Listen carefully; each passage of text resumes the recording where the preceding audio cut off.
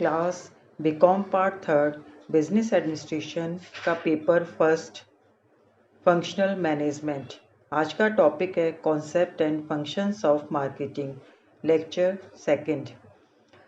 Concept and functions of marketing की lecture first में मैंने डेफिनेशन ऑफ मार्केटिंग बताया था और साथ ही मार्केटिंग की जो डिफरेंट विचारधाराएं हैं उनके बारे में डिस्कस किया था। आज मैं आप लोगों को डेफिनेशन ऑफ मार्केटिंग मैनेजमेंट, इसके इम्पोर्टेंस, इसके डिफरेंट फंक्शंस के बारे में बताऊंगी। विपणन प्रबंध का अर्थ और परिभाषाएं, meaning and definitions of marketing. जैसा कि हम जानते हैं, विपणन प्रबंध समस्त प्रबंध का एक इम्पॉर्टेंट भाग है। यह संस्था के विपणन कार्यों के प्रबंध के लिए उत्तरदायी होता है। जो विपणन प्रबंध की परिभाषा है वो विभिन्न विद्वानों ने अलग अलग दी है, जिसमें मैं आप लोगों को फिलिप कॉटलर की डेफिनेशन के बारे में बताऊंगी। फिलिप कॉटलर के अनुसार विपणन प्रबंध उन कार्यक्रमों का विश्लेषण, नियोजन, क्रियान्वयन तथा नियंत्रण करना है जो संगठन के उद्देश्यों की प्राप्ति के लिए पारस्परिक हितकारी विनिमय तथा संबंधों का सर्जन करने, निर्माण करने और उन्हें बनाए रखने के लिए बनाए गए हैं। कहने का तात्पर्य यह है कि विपणन प्रबंध उन सभी कार्यक्रमों का विश्लेषण, नियोजन, क्रियान्वयन और नियंत्रण करता है जो संगठन के उद्देश्यों की प्राप्ति करने के लिए जो पारस्परिक हित यानी जो उत्पादक और उपभोक्ता है उनके पारस्परिक हितकारी विनिमय संबंधों का सर्जन करता है, निर्माण करता है और उन्हें बनाए रखने का प्रयास करता है। तो इस प्रकार से हम कह सकते हैं कि विपणन प्रबंध समस्त प्रबंध की वह शाखा है जिसके अंतर्गत जो डिफरेंट कस्टमर्स हैं उनकी आवश्यकताओं का अध्ययन किया जाता है और फिर आवश्यकताओं का अध्ययन करने के बाद में उनको सेटिस्फेक्शन के लिए विपणन कार्यक्रमों का विश्लेषण, नियोजन, क्रियान्वयन और नियंत्रण का कार्य किया जाता है। विपणन या विपणन प्रबंध का महत्व, इम्पोर्टेंस ऑफ मार्केटिंग और मार्केटिंग मैनेजमेंट। जैसा कि हम जानते हैं कि वर्तमान आधुनिक समय में विपणन का महत्व बहुत अधिक बढ़ गया है, क्योंकि आज वर्तमान समय में माल की जो आपूर्ति है वो आवश्यकता से अधिक हो गई है और बाज़ार में कंपटीशन बहुत अधिक बढ़ गया है। वहीं दूसरी तरफ जो डिफरेंट कस्टमर्स हैं उनकी रुचि, फैशन और आवश्यकता में निरंतर परिवर्तन हो रहा है। अतः उपभोक्ता व्यवहार और आवश्यकता क्रम में भी काफ़ी अंतर होता जा रहा है। इसीलिए वर्तमान समय में मार्केटिंग की इम्पोर्टेंस बढ़ रही है। साथ ही जो प्रभावकारी विपणन के द्वारा जो लिमिटेड रिसोर्सेज है उसके द्वारा आवश्यकताओं की संतुष्टि के लिए उपयोग किया जा सकता है और देश के तीव्र आर्थिक विकास के उद्देश्य व लक्ष्य को प्राप्त किया जा सकता है। अब विपणन का जो महत्व है वो सिर्फ केवल व्यवसायियों के लिए नहीं होता बल्कि संपूर्ण समाज के लिए और राष्ट्र के लिए भी होता है। अतः विपणन की जो इम्पोर्टेंस है वो समाज के किन किन वर्गों के लिए किस प्रकार से है उसको कई भागों में डिवाइड किया जा सकता है। उसमें सबसे पहले है व्यवसायियों के लिए महत्व। व्यवसायियों के लिए मार्केटिंग कार्य बहुत ही महत्वपूर्ण स्थान रखता है, क्योंकि इफेक्टिव मार्केटिंग मैनेजमेंट के बिना कोई भी संस्था आधुनिक समय में डेवलप्ड नहीं हो सकती है। आधुनिक प्रतिस्पर्धात्मक युग में संपूर्ण संस्था का अस्तित्व और विकास ही कुशल विपणन व्यवस्था पर निर्भर करता है। अब व्यवसायियों के लिए विपणन प्रबंध का महत्व कौन कौन सा होता है अपन डिफरेंट पॉइंट्स के अंतर्गत देखेंगे। उसमें सबसे पहला है प्रतिस्पर्धा में अस्तित्व बनाए रखने के लिए। जैसा कि हम जानते हैं कि आज का युग प्रतिस्पर्धा का युग है और इस प्रतिस्पर्धी युग में हर व्यवसायी एक दूसरे से आगे निकलना चाहता है, लेकिन इस प्रतिस्पर्धा में विजय अर्जित करने के लिए आवश्यक है कि प्रत्येक संस्था में जो प्रभावकारी विपणन व्यवस्था हो। प्रत्येक संस्था प्रभावकारी विपणन व्यूह रचना निर्धारित करके व्यावसायिक प्रतिस्पर्धा का आसानी से मुकाबला कर सकती है और अपने अस्तित्व को बनाए रख सकती है।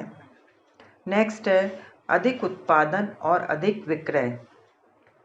अब प्रभावशाली विपणन व्यवस्था के द्वारा जब कस्टमर्स के डिफरेंट नीड्स का पता लग जाता है, फिर उसी के अकॉर्डिंग वस्तुओं का निर्माण किया जाता है, तो माल का विक्रय आसानी से हो जाता है।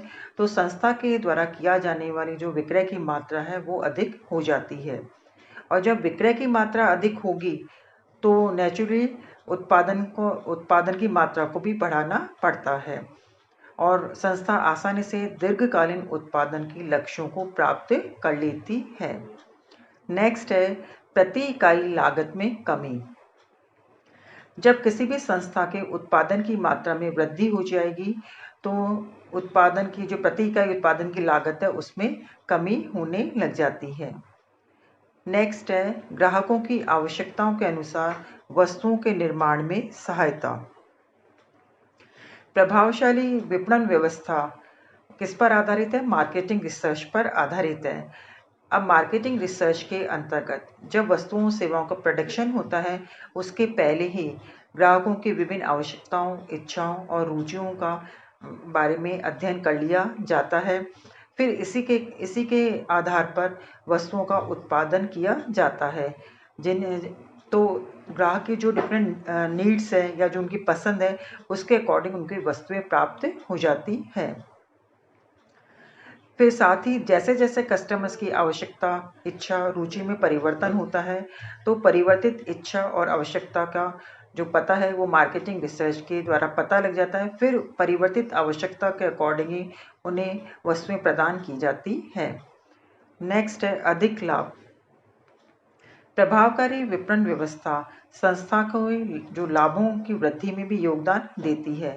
जब माल की डिमांड बढ़ेगी तो क्रय लागत पर अधिक उत्पादन करके मांग की पूर्ति की जा सकती है, जिससे लाभों में वृद्धि होती है। नेक्स्ट है संस्था का विकास और विस्तार। जब संस्था के द्वारा उत्पादन की मात्रा अधिक हो जाती है, विक्रय की मात्रा बढ़ जाती है, तो अपने आप ही जो संस्था का आकार या संस्था का विकास और विस्तार होता है। नेक्स्ट है सामाजिक उद्देश्यों की पूर्ति। प्रभावकारी विपणन व्यवस्था के द्वारा व्यवसायी अपने जो डिफरेंट सामाजिक उद्देश्य हैं उनकी भी पूर्ति कर लेते हैं, क्योंकि प्रभावकारी विपणन व्यवस्था में कस्टमर सेटिस्फेक्शन को आधार माना जाता है। सभी क्रियाएं ग्राहकों को ध्यान में रखकर की जाती है और उनकी आवश्यकताओं की संतुष्टि के माध्यम से ही लाभ कमाया जाता है।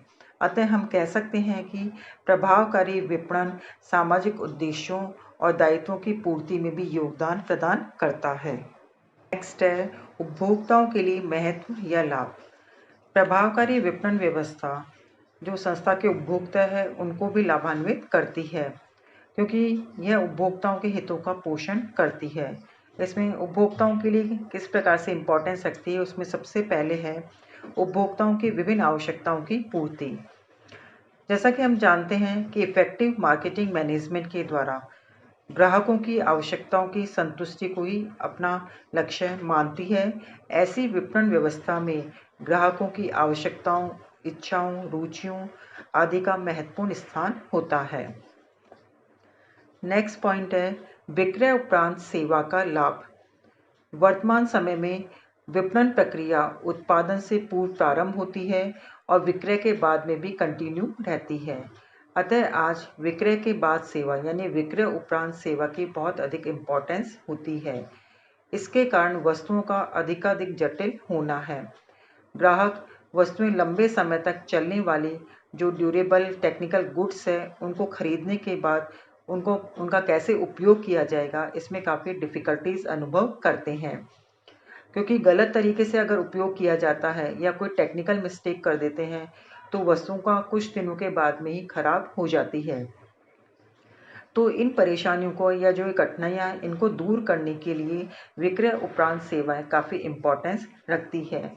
इसी प्रकार से जो कुछ तकनीकी वस्तुओं के जैसे पार्ट्स है वो अन्यंत्र उपलब्ध भी नहीं होते हैं, और इतना ही नहीं, कभी कभी कुछ जो तकनीकी वस्तुओं की तकनीकी विक्रेता की जो मैकेनिक के अतिरिक्त कोई अन्य व्यक्ति भी नहीं जानता है। इसके कारण वर्तमान परिस्थितियों में विक्रय उपरांत सेवा के काफ़ी महत्व हो जाता है। नेक्स्ट है यथा समय, स्थान और उचित मूल्य पर वस्तुओं की उपलब्धि।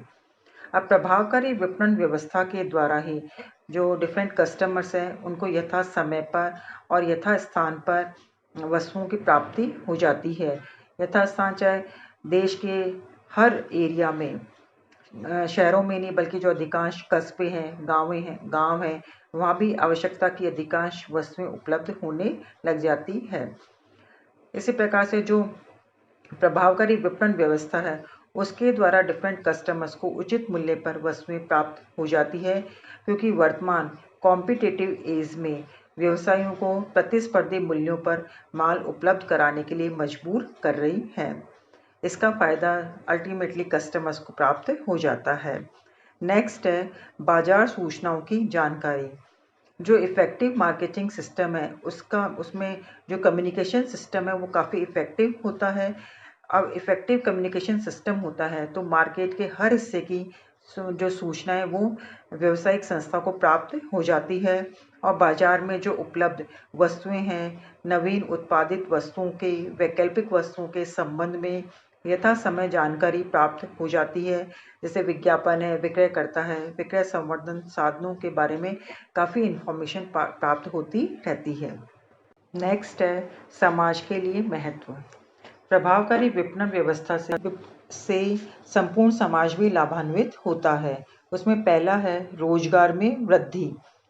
विपणन कार्य से रोजगार में भी वृद्धि हुई है। आज देश में बहुत बड़ी संख्या में लोग थोक व्यापार, फुटकर व्यापार, विज्ञापन, विक्रय कला, विक्रय संवर्धन, बाजार अनुसंधान आदि कार्यों में लगे हुए हैं। इससे समाज के जो विभिन्न वर्ग हैं उनको लोगों के रोजगार के साधन उपलब्ध हो रहे हैं। नेक्स्ट है जीवन स्तर में वृद्धि।